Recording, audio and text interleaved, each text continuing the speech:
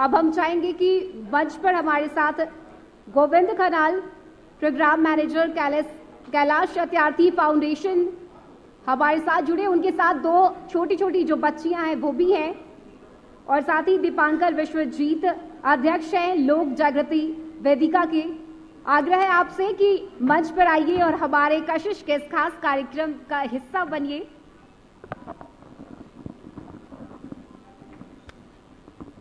आप भी दोनों युवा हैं, समाज सेवा से जुड़े हुए हैं, तो सीधा सवाल ये होगा खनाल साहब, क्योंकि बचपन बचाओ या कहें कि जो एक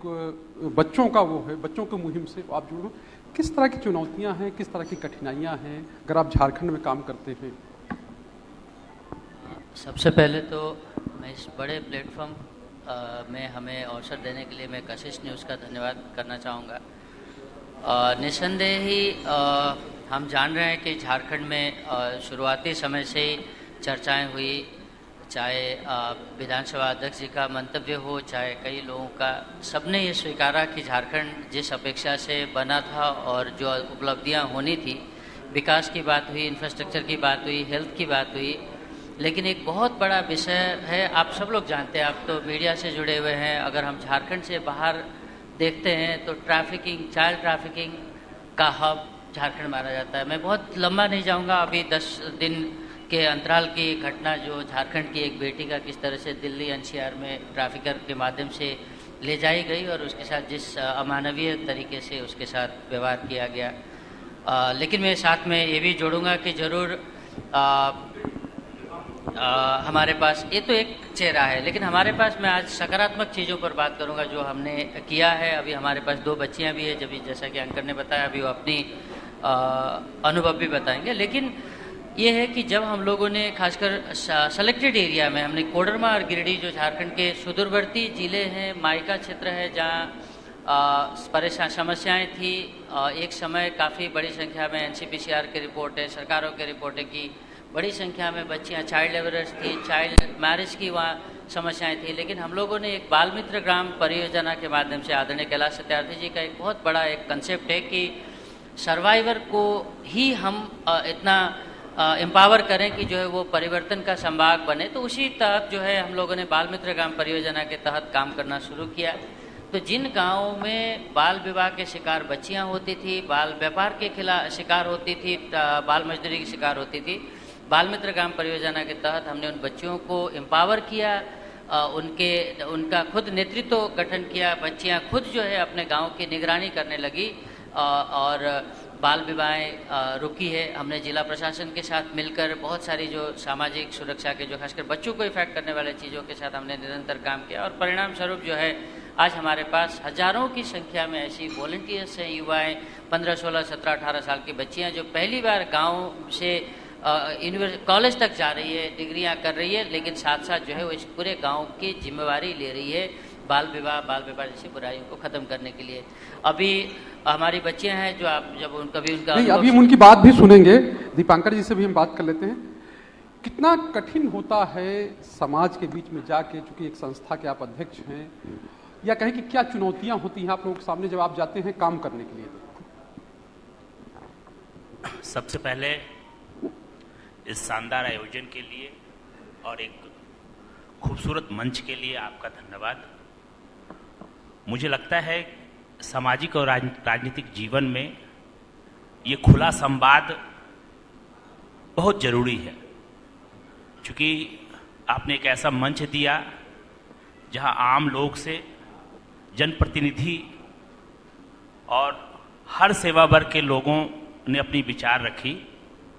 और सरकार तक ये बात पहुंचनी चाहिए कि आम लोग और किस सेवा के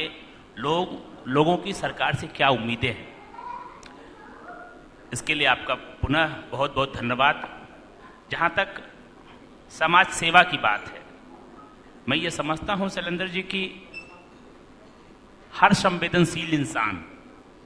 जिसमें संवेदनशीलता है उसको समाज का दर्द है, और समाज सेवा मैं कहूं तो जो जिस पेशे में है,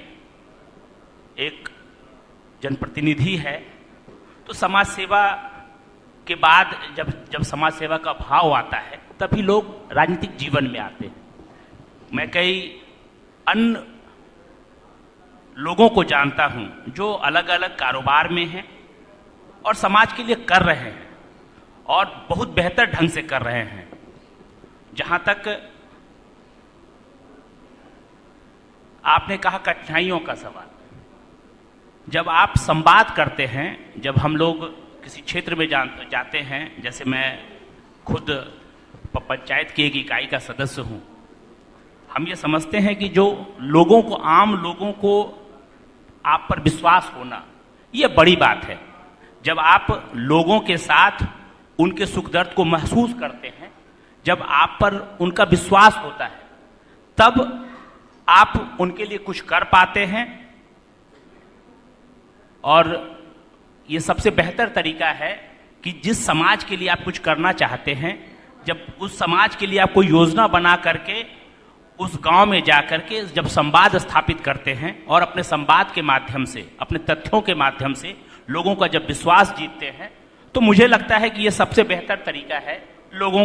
से संवाद स्थापित करने का और लोगों के लिए कुछ करने का। अच्छा, लोगों के साथ संवाद स्थापित करने का और करने का।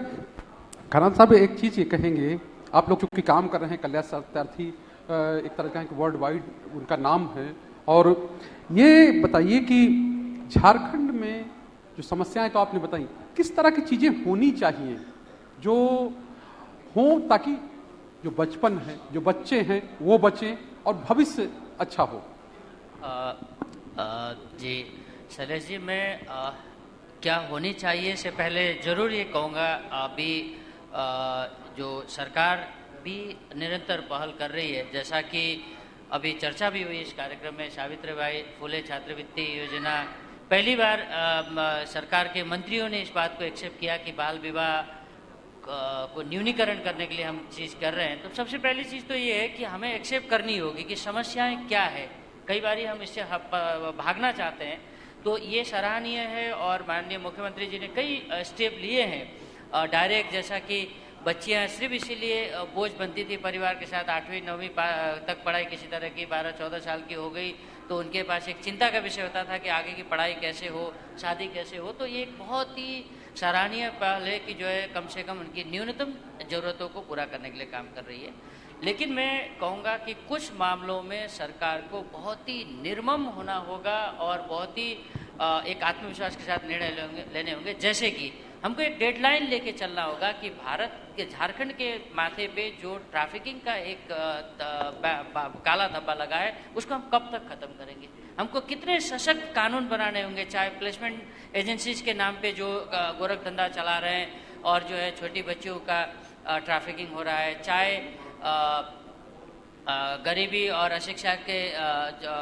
उसमें फंसे हुए बच्चों को रोजगार और अच्छी जिंदगी का सपना दिखा के कर रहे हैं, तो उनको हमको एक गंभीर अपराध में के रूप में लेते हुए निर्मम निर्णय लेने होंगे। और बाल विवाह, क्योंकि मैं चुनौती का जो आपने बात कहा मैं इसके साथ भी जोड़ूंगा, कभी कभी चीज़ें परंपराओं के साथ, एक धार्मिक सामाजिक स्ट्रक्चर के साथ जुड़ी होती है बुराइयां, जब आप उसको खत्म करने जाते हो तो कभी कभी आपको उन्हीं लोगों के साथ लड़ना पड़ता है जिनके हित में आप काम करना चाह रहे हैं। तो इन चीज़ें, ये सब चीज़ें सिर्फ कानून के डंडे से नहीं समाधान की जाती है, तो हमको ऐसे बेस्ट प्रैक्टिसेस को आगे लाने होंगे। जैसा कि अभी हमारे साथी ने भी कहा कि एक विश्वास जीतने की, तो इसमें मैं जरूर कहूँगा कि जो सिविल सोसाइटीज है, सामाजिक क्षेत्र के लोग हैं जो बढ़िया काम कर रहे हैं, सरकार को भी उनको उनके साथ सहकार्य करना होगा और हमारी भी प्रतिबद्धता रहेगी। आज भी हम प्रशासन के साथ, सरकार के चीज़ों के साथ मिलकर ही काम करें, क्योंकि संभव नहीं है, सिविल सोसाइटी अपने आप में कोई कुछ नहीं कर सकती, चीज़ें होनी है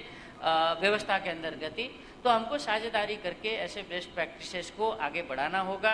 और दो चीज़ें, एक निर्मम होके हमको काम करना होगा, अगर कोई बच्चों के अहित में काम कर रहा है तो उसको सख्त से सख्त कैसे दायरे में लाएं, एक डेडलाइन के साथ काम करना होगा, क्योंकि बचपन प्रतीक्षा नहीं करती है। अच्छा, बचपन प्रतीक्षा नहीं करता, बहुत अच्छी बात आपने कही। और चूंकि समय की थोड़ी कमी है, दीपांकर जी आप भी काम करते हैं, आपने बताया कि एक प्रतिनिधि भी आप हैं, और ऐसे में प्रतिनिधि होना, समाज सेवी होना, तो क्या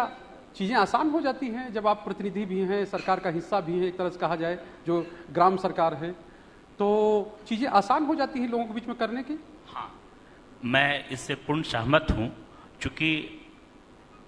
हम लोगों ने 2005 में एमबीए करने के बाद हम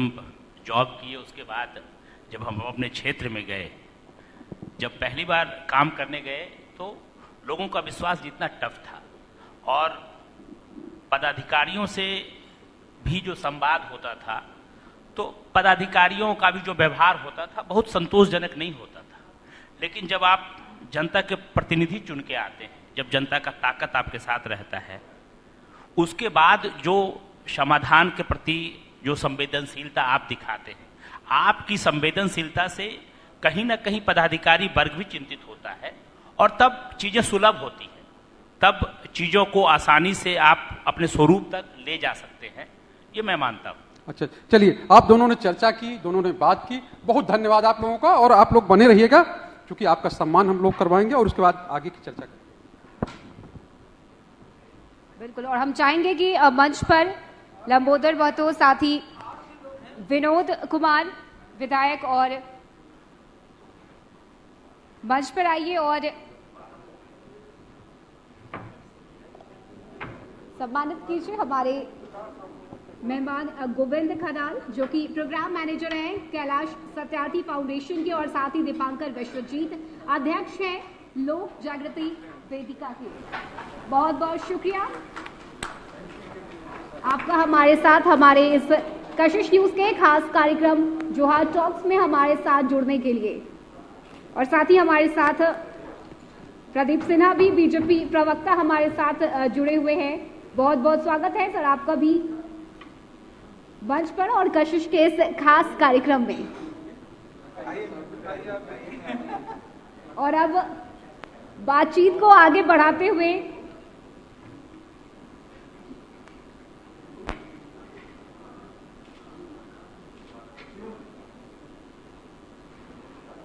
शिवम श्रीवास्तव, जो कि एनटीपीसी के महाप्रबंधक है बड़कागांव, और साथ ही राखाल चंद्र बिसरा, सीईओ खादी झारखंड के,